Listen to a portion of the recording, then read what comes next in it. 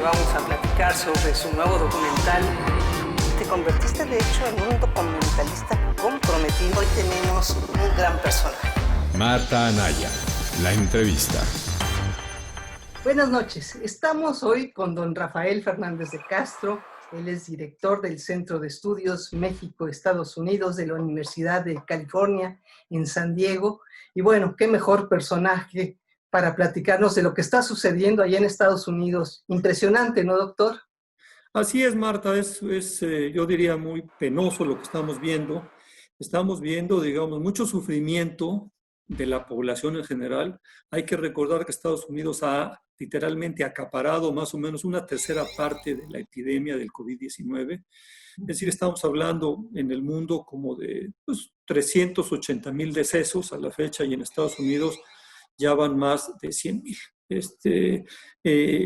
Y la verdad de las cosas es que es increíble que el país más rico del mundo, que la economía más rica del mundo tenga tantos decesos, lo haya tomado esta epidemia, pues realmente fue una especie de gigante con pies de barro. Entonces, pues lo que ha pasado en la semana pasada y esta es que hubo 3 noticias terribles. Yo diría la noticia de que había ya 100,000 decesos, la noticia que había ya 40 millones de desempleados y lo que la gota que derramó el vaso de agua o el cerillo que encendió esa pólvora esparcida por todo el territorio fue este video en que un policía blanco somete a un afroamericano, le pone la rodilla aquí en el cuello y lo acaba asfixiando.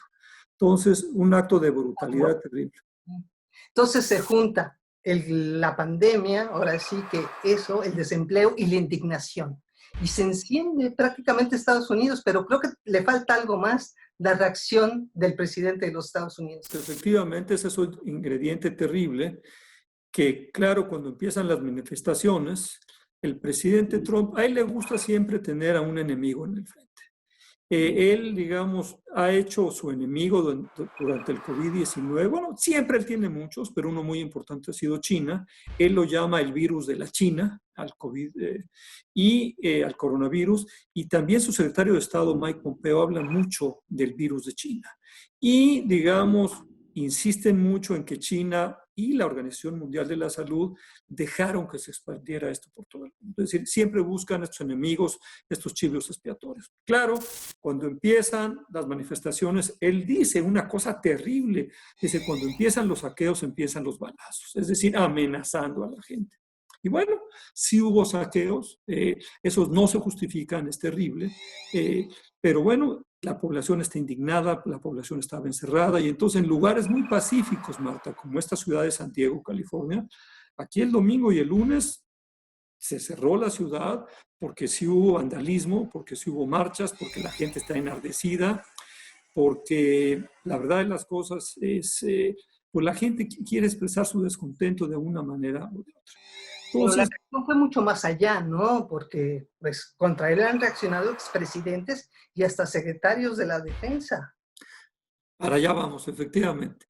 Yo diría, empezó la cosa así, 2 o 3 noches de violencia, y luego yo sí creo que uno de los parteaguas fue justamente a mediados de esta semana, cuando el presidente Trump decide irse a tomar una fotografía a la iglesia de San Juan, de San John, que está en el Parque Lafayette, que es este parque muy importante donde se ha congregado muchas gentes a manifestarse en contra de Trump y que han sido dispersados por la Guardia Nacional. Bueno, para poder llegar allá en la mañana, justamente le abrieron paso literalmente a empujones, ahí viene su majestad, el presidente Trump, quitaron a los manifestantes y él llegó con la Biblia, mal agarrada la Biblia, porque la estaba agarrando, no del costado, sino mal agarrada de alguien que no lee,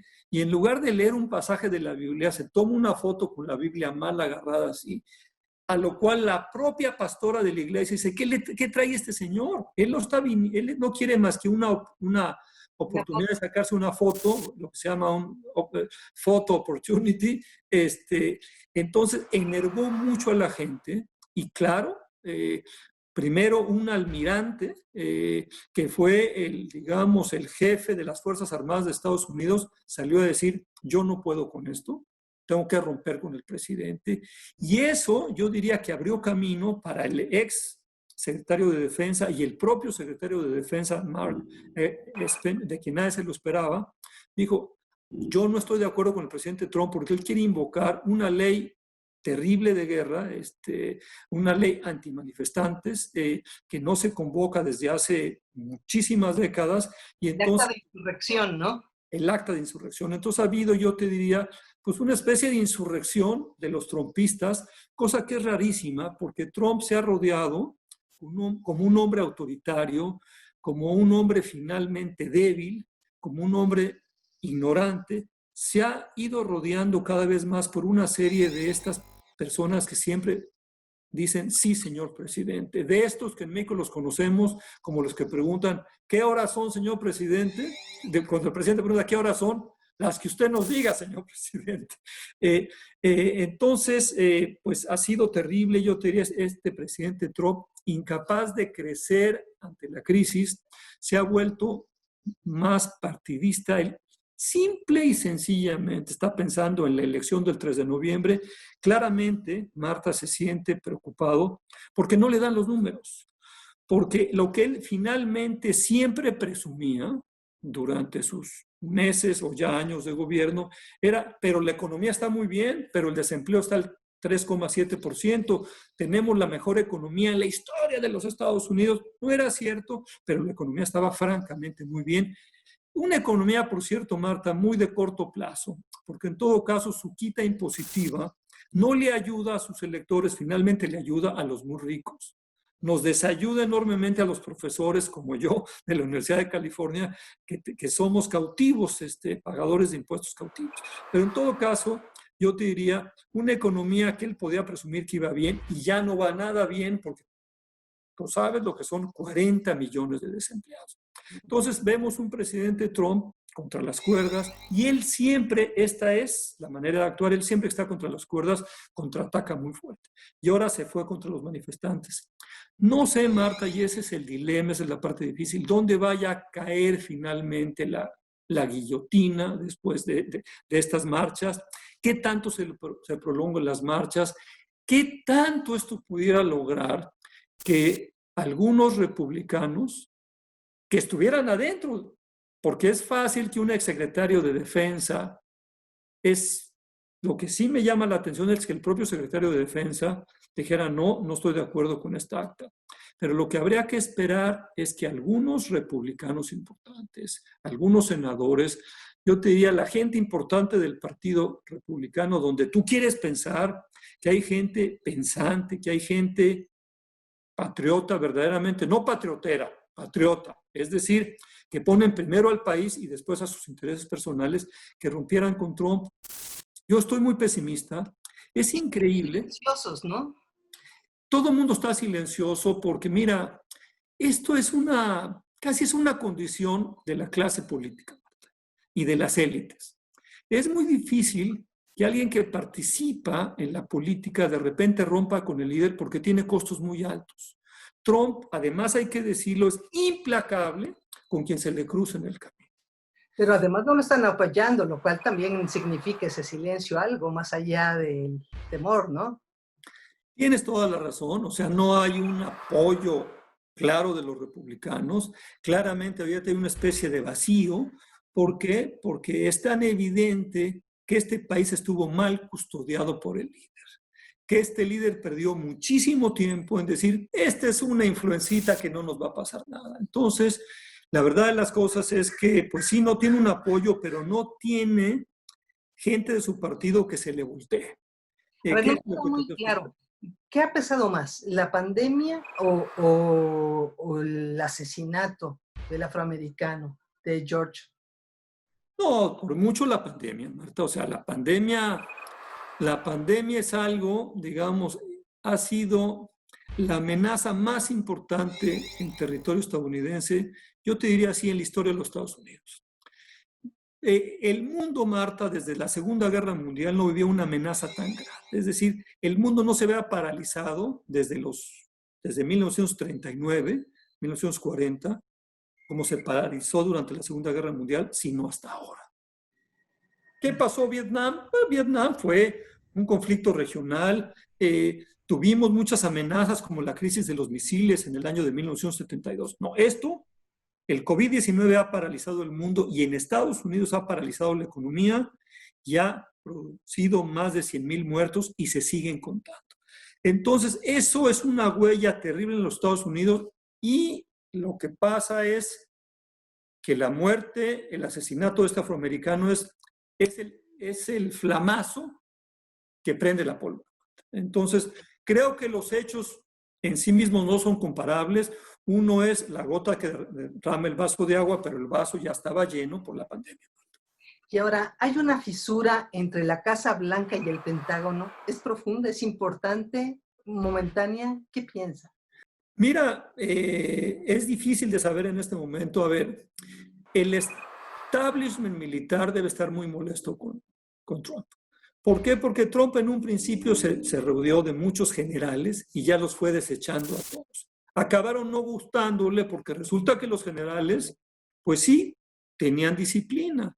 Resulta que los generales sí tenían ciertas convicciones que no le aceptaron a Trump, como este general John Mattis, que fue, digamos, durante los 2 primeros años de Trump, su jefe del Pentágono, pero cuando Trump permitió que Turquía atacara a los kurdos, Mattis dijo, yo ya no puedo con este presidente que no respeta a ninguno de nuestros enemigos tradicionales, que no respeta las alianzas de Estados Unidos. Entonces, yo te diría, está difícil las cosas para Trump, pero mira, Marta, yo ahí soy un poco pesimista porque Trump es una gente que siempre se conduce al filo de la navaja, que siempre está literalmente jugando con fuego. Se metió, por ejemplo, criticó desde la campaña a un hombre héroe de los Estados Unidos, a John McCain, un legendario héroe de Vietnam, que estuvo 5 años prisionero por el Vietcong, que inclusive, digamos, tenía un brazo, yo lo conocí personalmente, a John McCain, me imagino que tú también en tus andanzas en Washington, y era un hombre conocido, digamos, por su interés en el liderazgo de Estados Unidos en el mundo, porque él veía a Estados Unidos como un defensor de las libertades. Y por eso para John McCain las alianzas y un Estados Unidos global era tan importante. Entonces Trump decide atacar a John McCain y decir, para mí un héroe no es quien se deja atrapar con el Vietcong. Fíjate nada más. Y aún así, los republicanos lo aceptan. Una cosa increíble, Marta. Yo, digamos, como soy un nerd, digamos, de la política americana, había una pareja muy interesante de senadores que se llaman justamente el senador Graham de la Florida, Lindsey Graham, perdón, no de la Florida, Lindsey Graham de Carolina del Sur y John McCain. Eran íntimos, ellos eran muy parecidos porque Lindsey Graham, él platica que cuando él era muy joven trabajó justamente en la Alemania ocupada, en Berlín Occidental, trabajaba con la Fuerza Aérea de Estados Unidos. Dice que eso lo formó mucho, que ese es el trabajo que más le gustó. Entonces él como senador trabajaba mucho en mancuerna, republicano de Carolina del Sur, con John McCain, y los dos pensaban mucho en la necesidad de Estados Unidos que defendiera las libertades del mundo, que fuera el ariete de el contener el expansionismo totalitario de la ex Unión Soviética. Entonces, estos dos hombres, digamos, cuando sale la candidatura de Trump, pues se vuelven muy antitrumpistas. Sin embargo, fíjate qué terrible. Cuando Trump llega a la presidencia, el gran amigo de McCain, Lindsey Graham, se le voltea a McCain y se vuelve en el senador que más apoya a Trump. Se vuelve en el senador que se vuelve como el vocero de Trump. Entonces es muy difícil entender estas, digamos, pues verdaderamente traiciones. Y dicen que Lindsey Graham, cuando sale de la Casa Blanca de ver a Trump, porque va cada rato, dicen que está como un muchachito del high school que se acaba de reunir con el líder de la preparatoria, ¿sí? con el quarterback, con el mariscal de campo y que sale encantado, ¡ay, acabo de ver a Trump! O sea, y por otro lado, tú tienes el único senador republicano, Marta, que se llama Mitt Romney, que tú bien sabes que fue candidato a la presidencia 2 veces y que no lo logró, y que él es un empresario que hizo mucho dinero y después se dedicó a la política. Este hombre que uno dijera, pues como fue empresario, a lo mejor es más pragmático, ¿no?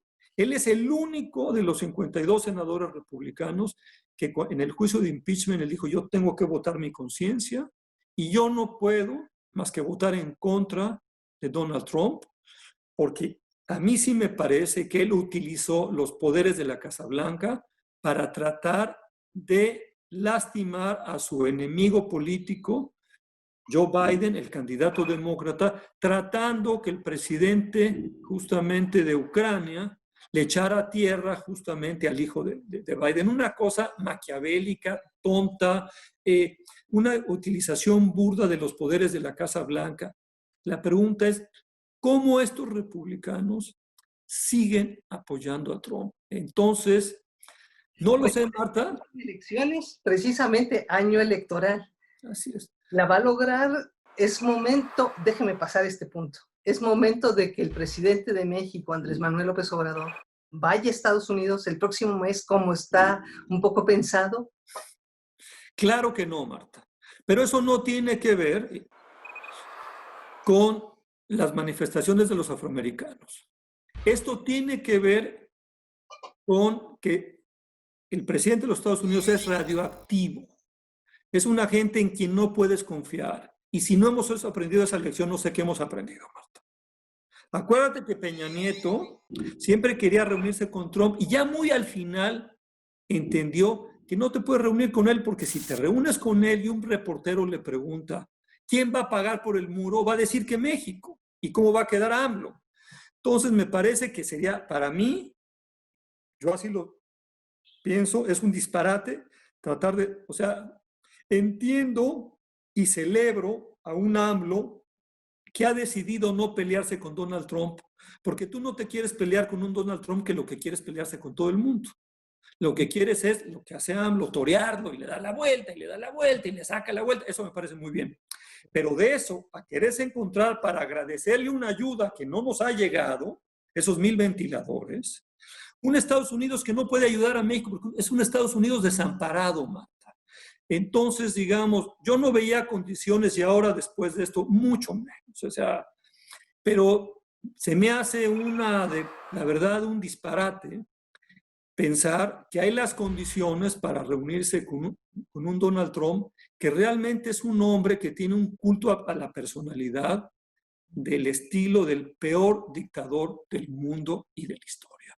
Un presidente que activamente está literalmente socavando todos los logros y todo el régimen internacional de la post-Segunda Guerra Mundial que Estados Unidos fue cincelando, y que gracias a eso, Marta, hemos tenido más de 7 décadas de paz y prosperidad. Eso se está acabando, este país se ha debilitado porque al enemigo lo tiene adentro. Y lo que es terrible es ver eso, como estos republicanos pues lo apoyan y prefieren a él que a los liberales, porque entonces los liberales son socialistas. Uy, eso sí van a acabar con la riqueza americana. Entonces, pues mira, Marta, yo nunca pensé que iba a haber un Estados Unidos tan dividido. Un Estados Unidos, yo, digamos, he dado clases sobre relaciones con Estados Unidos, sobre política americana, pues ya algunas décadas, y yo siempre le enarbolé a mis alumnos Estados Unidos como un país de mucha tolerancia, como un país de una democracia vibrante.